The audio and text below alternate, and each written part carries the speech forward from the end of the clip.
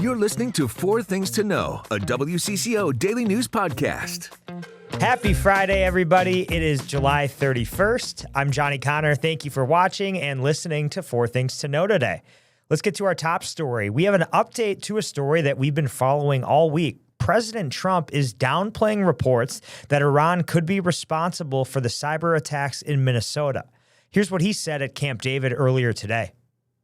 We heard in Minnesota there was a cyber attack, and they blame it on Iran. I don't think so. I blame it on Minnesota because they're grossly incompetent. There was a cyber attack of 30 water plants, and I would blame it on Minnesota and the governor, the corrupt governor of Minnesota.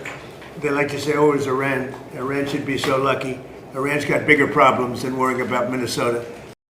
This follows an update that we told you about yesterday that U.S. officials are looking into whether Iran was responsible for the cyber attacks on more than 30 Minnesota water systems. U.S. Senator Amy Klobuchar says she has requested a briefing from the Cybersecurity and Infrastructure Security Agency on the ongoing investigation and the potential involvement of foreign actors.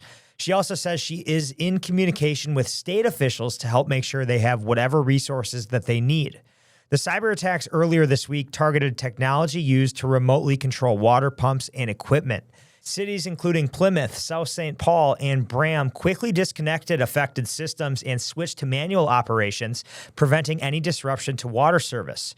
The feds are still working to officially identify the culprit, but they say they're also investigating whether someone could have made the attack look like it came from Iran. And while the jury is still out, cybersecurity experts like Bryce Austin say the goal behind the attack was clear. This appears to be destructive. They were not trying to go after our wallets. They were trying to go after our sense of security and well-being. It was 100% a destructive attack. They were trying to tell these PLCs to shut off the water. To be honest, it could have been a lot scarier. The FBI says similar attacks have been reported in at least 7 states. They're urging utilities across the country to disconnect internet-exposed control systems while this investigation plays out. This is not the first time, though, that we have seen something like this. Iran-linked hackers previously targeted U.S. water facilities back in 2023. Number 2, a new voice is speaking out on the death of a Minneapolis man killed during Operation Metro Surge. A Border Patrol agent shot and killed Alex Pretti about 6 months ago. The 37-year-old was an ICU nurse. The state was initially blocked from the federal investigation, but that changed about a month ago. The attorney representing Pretti's parents sat down with WCCO for the first time since the shooting. That attorney called this investigation, quote, an absolute nightmare for the Pretti family. He says the lack of information from the Department of Justice and the U.S. Attorney's Office has been appalling. The attorney says although Hennepin County said the feds shared case evidence for the first time roughly a month ago, he does not necessarily have confidence in that. The county attorney's office said the state got hard drives, including things like statements, body-worn camera, and more. But the attorney, Steve Schleicher, would not comment on any evidence. He said he did have a conversation with U.S. Attorney Daniel Rosen, who would not confirm or deny that any information was shared. The Hennepin County Attorney's Office and the BCA had to sue the federal government in order to compel them to comply, to share this information. And the federal government is still maintaining its position in that lawsuit. They're not committing, and why is that? The Department of Justice and FBI both say they're declining to comment at this time. Now to your third thing to know today, several new state laws will take effect tomorrow, and many of those will address domestic violence. I want to emphasize the strong bipartisan support we had for these bills. Domestic violence isn't a blue issue or a red issue, it's a public safety issue. That was DFL Representative Kelly Mahler. The new laws are designed to help victims by strengthening police response to domestic violence complaints. There's also a commitment to provide services to victims and measures to take guns away from offenders. Another new law taking effect comes after a WCCO investigative series. Hannah LaPresto shared what she calls grooming and sexual assault by her high school band director. The bill makes grooming a felony along with other protections. Number 4, professional wrestling will be taking over Minneapolis this weekend. WWE's SummerSlam will have 2 nights of bouts and matches on Saturday and Sunday inside US Bank Stadium. But before that, SummerSlam is setting up shop inside the Minneapolis Convention Center. And that's where John Lauritsen spent the day. He says this is a precursor for this weekend's main events. It's basically a meet and greet experience for fans here at the Convention Center. But as you know, the WWE does have millions and millions of fans here really across the country. This SummerSlam takeover event kicked off at 10 o'clock this morning at the Convention Center when women's world champion Liv Morgan paraded in and got fans fired up. The SummerSlam Superstore is here as well. It has a vast collection of signed memorabilia, collectibles, shirts and hats, and even replica championship belts. For a lot of fans we talked with, including Tavon Lockett from Chicago, SummerSlam is well worth the road trip. It's the biggest party of the summer. SummerSlam, we just saw Liv Morgan not too long ago. I'm going to see Roman Reigns beat Seth Rollins. It's the biggest party of the summer, man. I'm a fan of wrestling and I watch it with all my brothers, and it's really cool to see like all the merch and all that stuff. And of course, big events like this can have a major impact on downtown Minneapolis economically as well. But one thing that really has people here today, we have a lot of Minnesota connections with the matches and bouts taking place this weekend. You have Brock Lesnar, Tiffany Stratton. They'll be obviously front and center this weekend at US Bank Stadium. Those are your 4 things to know today. And speaking of weekend events, how's that weather going to be? Let's get a check in with our next weather meteorologist. Hey guys, ex-weather meteorologist Adam Del Rosso checking in. A soaker to end the work week, but we've really needed this rain. As we head into the evening hours, the showers will be tapering off and exiting to the south and east, and those clouds will eventually clear as we head through tonight. Temperatures aren't going to move much. We're going to go from the upper 60s this afternoon into the low to mid 60s for our lows tonight. High pressure builds in for the weekend, bringing lots of sunshine. A light northerly breeze tomorrow going to help to flush out the humidity. It is a top 10 weather day for our Saturday with seasonable highs in the low to mid 80s. And we're going to keep those highs in the mid 80s on Sunday. Could argue another top 10 day on Sunday, but there's going to be some wind across western Minnesota. That's the only hiccup. Otherwise, a great weekend to be outside. And now, here's more to know.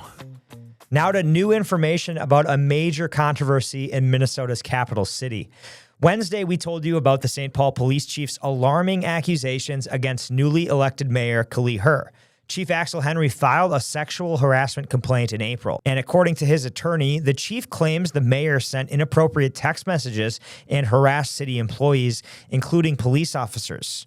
Yesterday, WCCO obtained a copy of an email the police chief sent to his department about the internal investigation into the complaint. He said in part, quote, "It is important that we respect that process and refrain from speculation until all the facts are gathered and reviewed properly." Mayor Herr shared a statement earlier this week saying, quote, "I recognize that some of my attempts at humor fell short of the standard I expect of myself." She said she is cooperating with the investigation and is confident the full facts will come to light. Now, we've asked the city for details about the internal investigation, including how long it may last, but we have not heard back. The president of the Federal Reserve Bank of Minneapolis says he's worried about inflation, and that's why he voted for an increase in interest rates this week.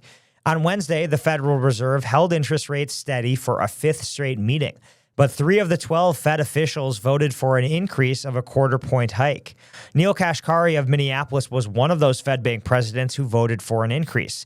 And in a new statement today, Kashkari said the initial cause of that inflation was, in part, supply chain disruptions from the pandemic, the war in Ukraine, the trade war, and most recently, the Iran conflict. He also pointed to the influence of AI spending on inflation, saying, quote, "The massive investment in data centers has also added a new demand element to the high inflation Americans are experiencing." He said hiking interest rates would carry less risk than waiting too long, allowing inflation to become entrenched in the economy. President Trump has strongly advocated for lower rates. And speaking of data centers, debates around those have packed city council meetings across dozens of Minnesota communities with concerns cutting across party lines. And now the president of the Minneapolis Downtown Council says plans are in the works to turn part of a former Star Tribune printing plant into a data center. That's located less than a half mile away from the Mississippi River in North Loop. Supporters point to shrinking downtown office occupancy and a growing tax burden on homeowners, arguing data centers can add value to vacant buildings and generate new property tax revenue. Some next-door neighbors, though, are skeptical, like Caitlin Cooper. I think environmental concerns, of course, is like number one. Also just like hearing other news reports of like noise and things like that. Turning those energy and water usage arguments around and actually looking at the impacts, they're minimal and arguably there's a benefit to them. This is a sustainable reuse of these buildings. That was Minneapolis Downtown Council President Adam Duanink. Duanink says part of the old printing building could turn into mixed use, like retail or housing. He also says the Sleep Number building's value has increased 8-fold since becoming a data center, and that is located right in the heart of downtown Minneapolis. Well, we know election season is almost here and happening tonight, a debate between two GOP governor candidates. Mike Lindell and Kendall Qualls are set to appear on Twin Cities PBS's Almanac tonight at 7 o'clock. But one top candidate, House Speaker Lisa Damuth, is not joining the debate. There has been no mention as to why Damuth is not taking part. A closure in St. Paul was just announced. Pearson's Candy Company on West 7th is shutting down by the end of September. The company told the state it does not have enough money to keep the plant running. Around 80 employees will be out of a job, and we know, of course, that Pearson's makes nut goodies and the salted nut roll. The company says it is looking to move some of its products to a partner so they can still be made. Love a good salted nut roll. Hopefully all those employees get new places to work, and also those nut rolls keep coming because Minnesotans love those. Let's talk sports. Did you catch the Twins game yesterday? If you did not, you missed something really special in the 9th. Yeah, how about a walk-off grand slam by Cody Clemens to win the game against the Royals? 4-3, the Twins win. They're back to 500 and alive in the wild card chase. And they're headed out on the road as well. The Twins play in Seattle tonight for a 3-game series. In total, it's a 9-game road trip. They head to Kansas City after, and then Milwaukee. It's time to take a breath with your Daily Bright Spot. Prince's legendary Purple Rain is heading to Broadway. Producers announced the stage adaptation will debut at New York's Majestic Theater in 2027, with previews actually beginning in March. The musical will feature more than 20 of Prince's biggest hits, including When Doves Cry, I Would Die For You, and of course the title song, Purple Rain. The production follows the story of the kid, an aspiring musician navigating fame, family, and love. It officially opens on April 12th. And of course, we know a previous version of the show made its world debut here in Minneapolis last year. That'll be fun. I bet a lot of Minnesotans will head out there to see that show.